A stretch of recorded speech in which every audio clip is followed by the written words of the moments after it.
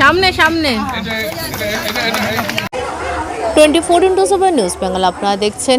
আজ 7ই জুলাই, আর এর মধ্যে আমি এসে পৌঁছেছি কলকাতার 26 নম্বর ওয়ার্ডের 26 নম্বর WC ব্যানার্জি রোড, যেখানে নর্থ কলকাতা জনহিত সংকল্পের পক্ষ থেকে এবং এর প্রেসিডেন্ট যিনি রয়েছেন তিনি হচ্ছেন যশবন্ত সিং, তার বিশেষ উদ্যোগে স্বচ্ছতা অভিযানে, যেখানে আজকে বর্ষাকালে বিভিন্ন রকম রোগ অসুখ বিসুখের একটা প্রবণতা থাকে, সেই স্বচ্ছতার অভিযানে তিনি এলাকাবাসী এবং বিভিন্ন স্কুল এবং প্রতিষ্ঠানের যারা বাচ্চা আছে, টিচার আছে এবং অভিভাবক আছে, তাদের কাছে পরিষ্কার পরিচ্ছন্নতার জন্য সাবান তুলে দেওয়ার এক বিশেষ কর্মসূচি এখানে পালিত হচ্ছে।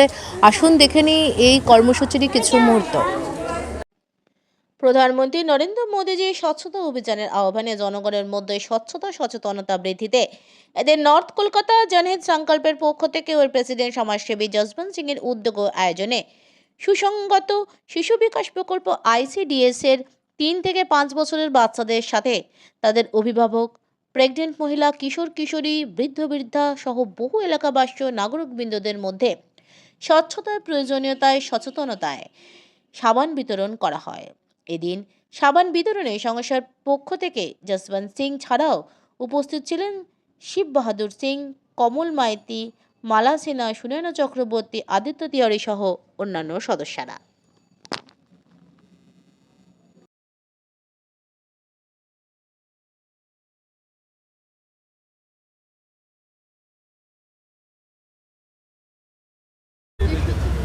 মূল উদ্দেশ্যটা হলো আমাদের এখানে একটি সামাজিক সংস্থা আছে নর্থ কলকাতা জনহিত সংকল্প।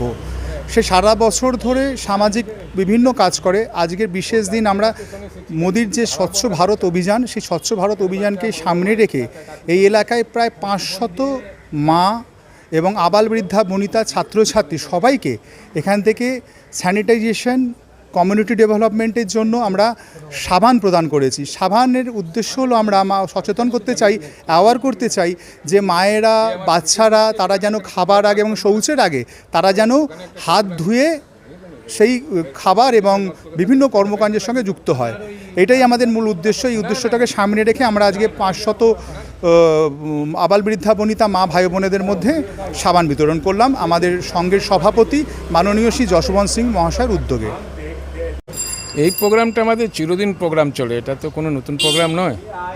আমরা পুরো বছর এই নর্থ কলকাতা জনহিত সংকল্পের মাধ্যমে পিছিয়ে পড়া মানুষ সমাজে যারা আছেন তাদের জন্য আমরা কাজ করি। কখনো স্বচ্ছতা অভিযান নিয়ে, কখনো খাদ্য সামগ্রী নিয়ে, তেওহার আসলে বস্ত্র নিয়ে, শীত আসলে শীত বস্ত্র নিয়ে, এইভাবে আমরা পুরো 365 দিন কিছু না কিছু কাজ করেই থাকি।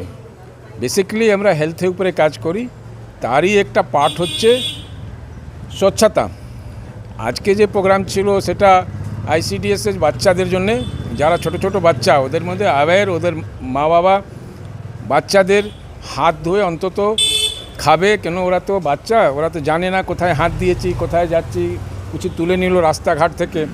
তারা বাড়িতে গিয়ে অন্তত ওরা হাত পরিষ্কার করবে, মা বাবা ওকে হাত পরিষ্কার করিয়ে তারপরেই খাওয়া দেবে, খাওয়া খাবে। তার সঙ্গে সঙ্গে দিদিরাও এই সেন্টারে, যেখানে যে সেন্টারে আছে সেই দিদিরাও অন্তত ওদের হাত ধুয়ে খেতে ওদেরকে অ্যাওয়্যার করবে, যেহেতু কোনো অসুস্থতা না হয়, যেন কোনো সংক্রামক রোগ ওদের মধ্যে না ছড়িয়ে যায়।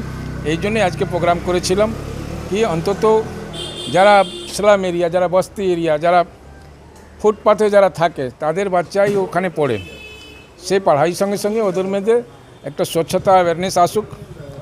এই শিক্ষিকা যারা আসছিলেন তাদের মাধ্যমে, আমাদের সংস্থার মাধ্যমে, তার সঙ্গে সঙ্গে এলাকায় এই WC ব্যানার্জি স্ট্রিট, রামদুলার সরকারি স্ট্রিট, ভৈরব বিশ্বাস lane, Mahendra Goswami lane, Ramtanu Bose lane, এই সাগরধর লেন, সুধীর চ্যাটার্জি স্ট্রিট, যত এখানকার মানুষ আছে তারা সবাইকে আজকে 4টে করে সাবুন দেওয়া হলো। তারা নিজের বাড়িতে গিয়ে নিজের বাচ্চাদেরকে, যারা বয়স্করা আছে, যারা প্রেগনেন্ট মারা আছে, তাদেরকে অন্তত পরিষ্কার পরিচ্ছন্ন রাখার জন্য আজকে এই প্রোগ্রাম। 24x7 নিউজ বেঙ্গলের সঙ্গে থাকুন, সাথে থাকুন, দেখতে থাকুন। সব খবরের জন্য চোখ রাখুন আমাদের চ্যানেলে। মা আসছেন, চারিদিকে শুরু হয়েছে দুর্গাপুজোর আনন্দের প্রস্তুতি। নতুন পোশাক, উৎসবের আনন্দ আর পরিবারের হাসিতে ভরে উঠবে অসংখ্য ঘর। কিন্তু আমাদের সমাজের অনেক অসহায় শিশু এবং বৃদ্ধ বাবা মায়ের কাছে এই আনন্দ এখনও অধরা। তাদের মুখেও ফুটতে পারে পুজোর হাসি আপনার সামান্য সহযোগিতায়। এই শারদোৎসবে মাতৃশক্তি সম্মান উদ্যোগ নিয়েছে অসহায় শিশু ও বৃদ্ধ বাবা মায়েদের হাতে নতুন পোশাক তুলে দেওয়ার। আপনিও আপনার সামান্য অংশ বাঁচিয়ে একটি শিশু অথবা একজন বৃদ্ধ বাবা মায়ের নতুন জামার দায়িত্ব নিন। আপনার ছোট্ট সহযোগিতাই কারো জীবনের সবচেয়ে আনন্দের পুজো উপহার হয়ে উঠতে পারে। আসুন সবাই মিলে ভাগ করে নিই পুজোর খুশি। বাড়িয়ে দিন সাহায্যের হাত।